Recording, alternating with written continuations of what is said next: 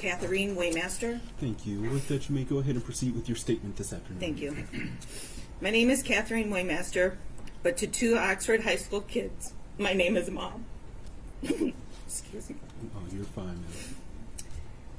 Neither of my children were physically injured on that awful day at Oxford High, so you might ask, why am I giving a statement? Well, victims come in many forms.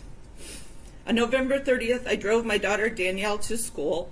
My son, Danny's twin brother, Michael, was not feeling well and stayed home sick that day. I then drove to work about a mile down the road. A few hours later, a co-worker ran up to me and asked if I knew what was happening at the school. Her son had jumped out of a window and wanted her to come get him. In just seconds, our phones blew up with social media alerts. There was a shooting reported. I texted my daughter, "Are you okay?" She replied, "Yes, we're in a lockdown." I said, "Stay calm." She said, "We're in a lockdown?" At that moment, she and her teacher thought it was a drill. I said, "Keep your head. Do what your teacher tells you." She simply replied, "I'm scared."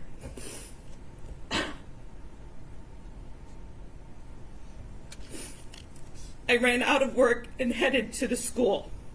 I arrived in minutes before roads were closed and the bulk of the emergency responders had arrived. The radio announced that a shooter was in custody. But of course, no one knew at that point if there was only one. I watched as hundreds of emergency responders arrived. I watched ambulances unload empty stretchers and leave with full ones.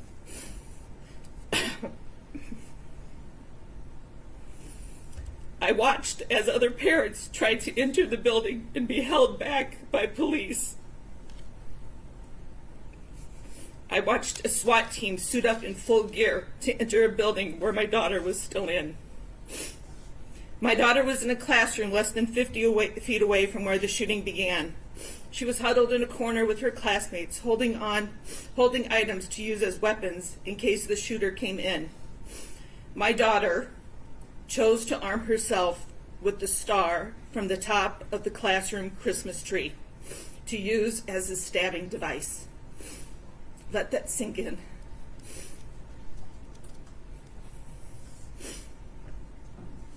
We continued to text. My daughter was using her Apple Watch because her phone was across the room in a holder along with all the phones of her classmates. It was by the door. Phones were ringing and buzzing like crazy as parents were trying to connect with their kids. My daughter was in that classroom because she wanted to drop off her backpack before she went to the bathroom. She had just left her friends, Phoebe and Eli. They would walk together almost every day at that time.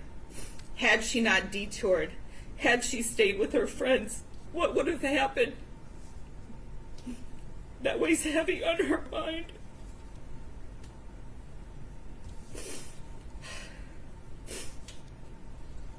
After some time passed, my daughter's classroom was evacuated. I then drove to meet her at the Myers Garden Center.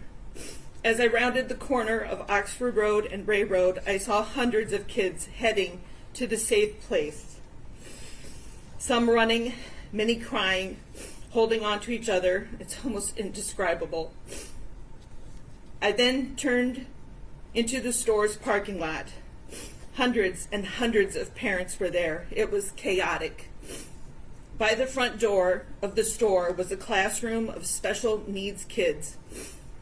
When I saw one boy there, the most innocent of innocents, looking around in utter confusion,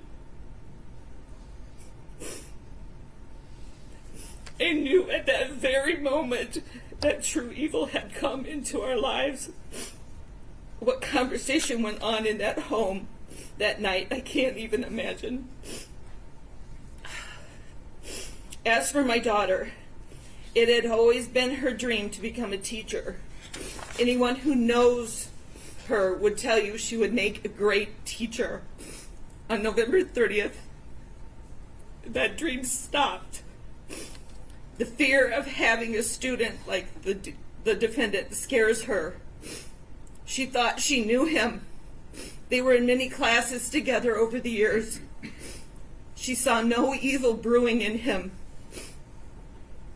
She's afraid she will not see evil brewing in students she might have as a teacher in the future. To cope, my daughter packs her days from sunup to sundown with activities. Quiet moments with time to think are hard. In the first few months, we would be up talking till 2 in the morning, trying desperately to wrap our heads around why this happened. Being in crowds is difficult for her. The thought of living on a college campus frightens her. Loud, unexpected noises are hard to manage. Sitting in traffic is upsetting because there's no clear exit out of it. She struggles with maintaining concentration to complete tasks, and the list of impacts goes on. Excuse me. Although my son was not in school that day, he too has been deeply affected. He thought of the defendant as a friend. They played video games together in school when they had free time in class. The defendant would help him with homework in class. My son trusted him. My son trusted you.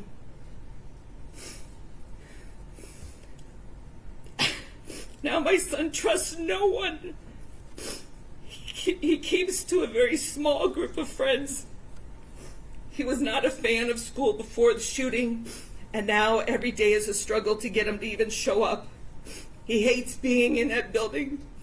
He dropped out of sports, moved to some online classes because he doesn't want to be on campus any longer than he needs to. He can't wait to be done and graduated this spring. Mike has decent grades. Imagine what he could accomplish if he actually wanted to be there. My son, like a lot of the boys from Oxford, struggle with controlling anger, and his emotions are extreme. Oxford is a small town community, has a small town community feel. It seems that everyone kind of knows everyone.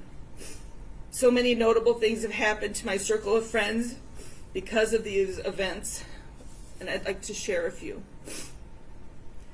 The kids of Oxford School were forced to leave their belongings in school that day.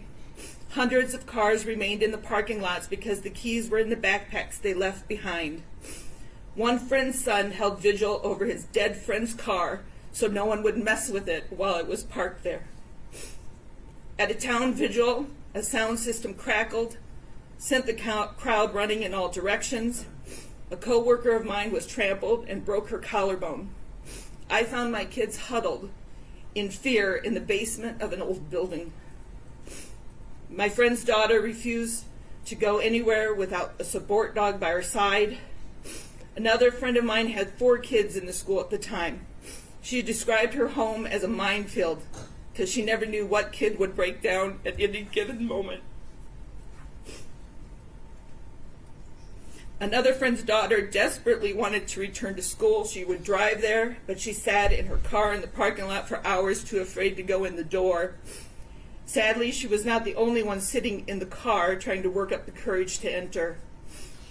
Another friend's son had given the shooter a friendly "what's up" fist bump as they passed each other in the hallway minutes before the shooting began.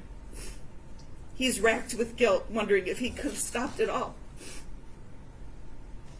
Another friend's daughter-in-law was in her 2nd year of teaching when the shooting happened. She quit her job, and she feels like her whole time in college was a waste, as she will never return to teaching. Every student enrolled at the time now has an asterisk on their school transcripts that denote grades or test scores unavailable due to school shooting. Neighboring communities have been so supportive, but that too comes with problems. Every sporting event, every competition, concert, meet, collaboration, get-together began with soft, thoughtful words and moments of silence. Our students would have to try and perform. It was like, "Hey, your friends are dead. So sad. Play ball." How many scholarships were lost? We'll never know.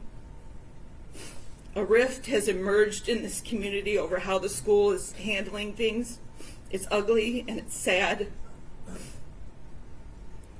There is a saying, I hope I don't look like what I've been through.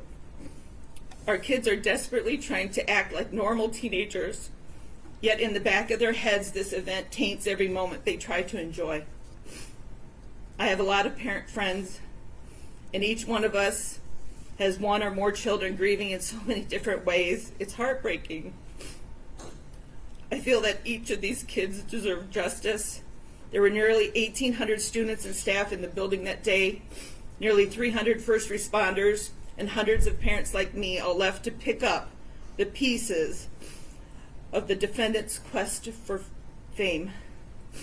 On the count of terrorism, I ask this court to sentence Ethan to the maximum allowed, and I want to thank you for this consideration. After I wrote this statement, my daughter was asked to write an essay at school, and I would like to include the words that she wrote.